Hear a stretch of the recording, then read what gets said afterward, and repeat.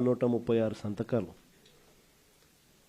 ప్రతి జిల్లా నుంచి బయలుదేరిన ఈ నెంబరు మన దగ్గరికి వచ్చిన నెంబరు ఈరోజు గవర్నర్ గారికి మనం చూపించబోయే ఈ సంతకాలు ఆల్రెడీ బహుశా చూపించే కార్యక్రమం బహుశా మొదలై ఉంటుంది.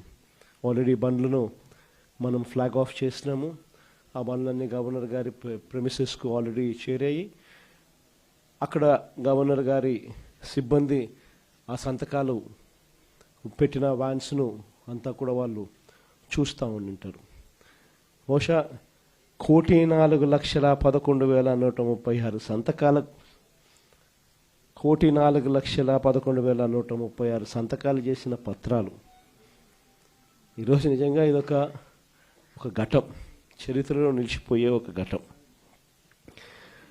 ఈరోజు నిజంగా చంద్రబాబు నాయుడు గారు తన ఈ మధ్యకాలంలోనే నిన్ననే కలెక్టర్ల సదస్సు జరుగుతూ ఉన్నప్పుడు తన నోట్లో నుంచి వచ్చిన కొన్ని మాటలు ఆశ్చర్యం కలిగించాయి.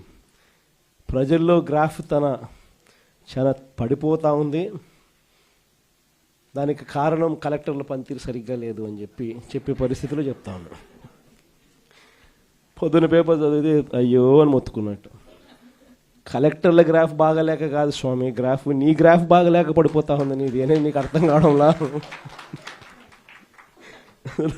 నీ హయాంలో నువ్వు వచ్చిన తర్వాత ప్రజలకు ఏదైనా మంచి జరిగిందా అని అంటే ఒకటి మంచి జరగల. చంద్రబాబు నాయుడు గారు ఈ 18 నెలల కాలంలో, దాదాపు 18 నెలలే ఉంది, ఈ బడ్జెట్ వస్తే మూడో బడ్జెట్ ప్రవేశపెడతా ఉన్నాడు. ఈ మార్చిలో తాను ప్రవేశపెట్టబోయేది 3వ బడ్జెట్. అంటే మొత్తం 5 బడ్జెట్లు ప్రవేశపెట్టే అవకాశం ఈ ముఖ్యమంత్రికైనా ఉంటుంది. అలాంటిది 3వ బడ్జెట్ ప్రవేశపెడతా ఉన్నాడు ఈ మార్చిలో. అంటే 2 బడ్జెట్లు అయిపోయినాయి, అంటే 2 సంవత్సరాలు అయిపోయినాయి. ఈ మార్చి వచ్చేసరికి 3వ బడ్జెట్ కూడా ప్రవేశపెడతా ఉన్నాడు. మరి ఈ 2 సంవత్సరాలు ఈ కాలంలో 2 బడ్జెట్లు ప్రవేశపెట్టి దాదాపుగా 2 సంవత్సరాలు అయిపోవస్తా ఉన్న ఈ కాలంలో ప్రజలకు ఏదైనా మంచి జరిగిందా అని అంటే బోర్డు సున్నా కనిపిస్తుంది. అంతవరకు ప్రజలకు అందుబాటులో ఉండే అన్ని స్కీములు రద్దయిపోయినాయి. మన ప్రభుత్వ హయాంలో టెన్షన్గా ప్రతి నెల, బహుశా ఏ ప్రభుత్వంలో ఎప్పుడు జరిగిండదేమో, ఏ నెల ఏ స్కీమ్ ఇవ్వబోతున్నాము, ఏ నెల ఏ బటన్ నొక్కబోతున్నాము అని చెప్పి ముందుగానే ప్రజలకి క్యాలెండర్ ఇచ్చి ఆ క్యాలెండర్ను అమలు చేసిన పరిస్థితి బహుశా దేశ చరిత్రలో ఎక్కడ కూడా బహుశా జరిగిండదు. అలాంటి మన పాలన చూసి చంద్రబాబు నాయుడు గారు అవన్నీ చేయడమే కాకుండా ఏముంది జగన్ చేసే పని ఎవడైనా చేయొచ్చు, ఇంట్లో ముసలోళ్ళైనా చేయొచ్చు అని చెప్పి అన్నాడు. అవన్నీ చేయడమే కాకుండా నేను సూపర్ 6, సూపర్ 7 కూడా హామీలు అమలు చేస్తానని చెప్పిన వ్యక్తి ఈ 22 ఏళ్ళు కావస్తా ఉన్న ఈ సమయంలో చంద్రబాబు నాయుడు గారి హయాంలో జరిగింది ఏమిటి అని అంటే అన్ని పథకాలు, గతంలో జరిగే అన్ని పథకాలు రద్దు కావడం, సూపర్ 6, సూపర్ 7 మోసాలుగా మిగిలిపోవడం, పైగా వ్యవస్థలన్నీ పూర్తిగా నీరు గారిపోవడం, నిర్వీర్యమైపోవడం. ఈ 3 చూసాం మనం. అందుకే చంద్రబాబు నాయుడు గ్రాఫ్ ఈరోజు ఎంత లేపినా కూడా గ్రాఫ్ లేయడంలా పైకి. ఎందుకంటే అన్ని అబద్ధాలు, అన్ని మోసాలు అని చెప్పి ప్రజలకు అర్థమైపోతూ ఉంది, కనిపిస్తూ ఉంది. కాబట్టి అసలు మొట్టమొదటిసారిగా వ్యవస్థలన్నీ కూడా కుప్పకూలిపోయిన పరిస్థితి చూస్తూ ఉన్నాం. ప్రజలకు సంబంధించిన ఆరోగ్యశ్రీ తెరమరుగైపోతూ ఉంది.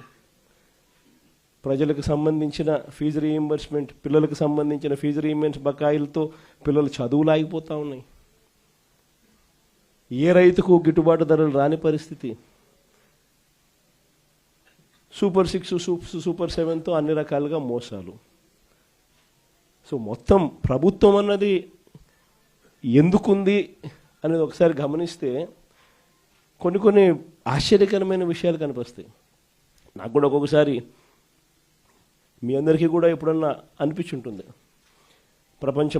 దేశమంతా చూస్తూ ఉన్నాం, అన్ని రాష్ట్రాలు చూస్తూ ఉన్నాం.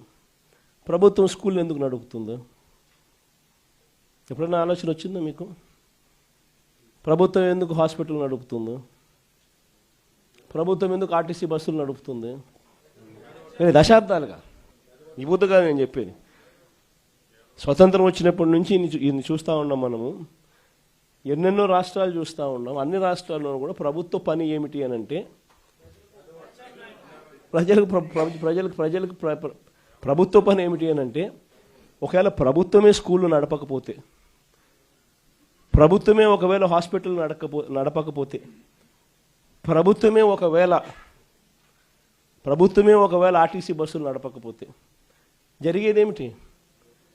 ప్రైవేట్ ఎక్స్‌ప్లాయిటేషన్ అన్నది దోచేసే కార్యక్రమం జరుగుతుంది. పేద మధ్యతరగతి ప్రజలు పూర్తిగా కూడా ఏది కూడా విద్య కానీ, వైద్యం కానీ, పబ్లిక్ ట్రాన్స్పోర్ట్ కానీ ఇవేవి కూడా ప్రజలకు అందుబాటులో లేకుండా పోయే పరిస్థితి ఉంటుంది. వాటికి చెక్ పెట్టడం కోసం ప్రభుత్వం ఇవన్నీ కూడా తాను ఇన్వాల్వ్ అయి తాను నడిపే కార్యక్రమం చేస్తుంది. ఇది మనకు అందరికీ కూడా కనిపించే విషయాలు.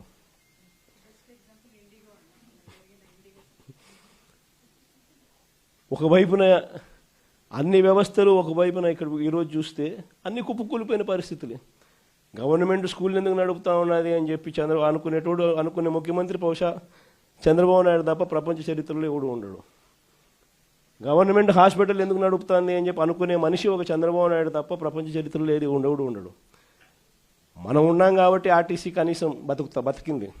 కార్మికులందరినీ గవర్నమెంట్లో విలీనం చేశాం కాబట్టి. మనం విలీనం చేయకపోయింటే చంద్రబాబు నాయుడు గారు కానీ వచ్చిందంటే ఆర్టీసీ కూడా ఈ పాటి కమ్మేసి ఉంటాడు. మొన్నేదో ఆశ్చర్యకరంగా ఆయన నోట్లో నుంచి విన్న పోలీస్ శాఖను కూడా ప్రైవేటైజ్ చేసే కార్యక్రమం చేస్తున్నాను నేను. అసలు ఏ స్థాయిలోకి వస్తున్నాడు అని అంటే, లా అండ్ ఆర్డర్ అనేది గవర్నమెంట్ ఎందుకు నడుపుతుందంటే దానికి కొన్ని కారణాలు ఉన్నాయి. ప్రైవేట్ ఎక్స్‌ప్లాయిటేషన్ ఉండకూడదు అని. స్కూల్ ఎందుకు నడుపుతుంది గవర్నమెంట్ అంటే కొన్ని కారణాలు ఉన్నాయి, ప్రైవేట్ ఎక్స్‌ప్లాయిటేషన్ ఉండకూడదని. హాస్పిటల్ గవర్నమెంట్ ఎందుకు నడుపుతుందంటే కొన్ని కారణాలు ఉన్నాయి, ప్రైవేట్ ఎక్స్‌ప్లాయిటేషన్ ఉండకూడదు అని. బస్సులు ఎందుకు నడుపుతుందని అంటే దానికి కారణాలు ఉన్నాయి. దానికి కారణాలు ఏమిటి అని అంటే పబ్లిక్ ట్రాన్స్పోర్ట్ విషయంగా పేదలు ఎక్స్‌ప్లాయిట్ కాకూడదు అని చెప్పి. అలాంటిది ఈరోజు అన్ని రకాలుగా ఈ వ్యవస్థ ఒకసారి గమనిస్తే అన్ని వ్యవస్థలు తిరోగమనమే. మరి అన్ని రకాలుగా వ్యవస్థలు తిరోగమనం. ఇంతకుముందు అమలవుతా ఉన్న పథకాలన్నీ రద్దు. నువ్వు చేస్తానని చెప్పినటువన్నీ మోసాలు. మరి ఇన్ని ఘనకార్యాలు నువ్వు చేసినప్పుడు కలెక్టర్ల సదస్సులో నువ్వు కూర్చొని మీ పనితీరు బాగలేదు కాబట్టి ఆయన ప్రభుత్వం మీద చెడ్డ పేరు వస్తుందని చెప్పి నువ్వు చెప్పడం అంటే అసలు ఇంకా వాళ్ళంతా పోయి తలకాయ బండకేసుకుని కొట్టుకోవాలి. ఆ స్థాయిలో ఈ మనిషి బుర్ర పనిచేయడం లేదు, చంద్రబాబు నాయుడు గారి బుర్ర. నిజంగా ఈరోజు 1,04,11,136 సంతకాలు, ఒక హిస్టరీ.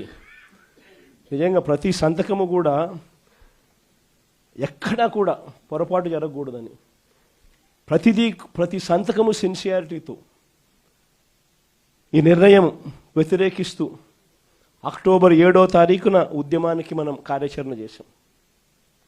మీ అందరికీ గుర్తుండే ఉంటుంది. అక్టోబర్ 7వ తారీఖున మొట్టమొదటి బీజం పడింది. అక్టోబర్ 9వ తారీఖున నర్సీపట్నం మెడికల్ కాలేజీని నేను సందర్శించిన.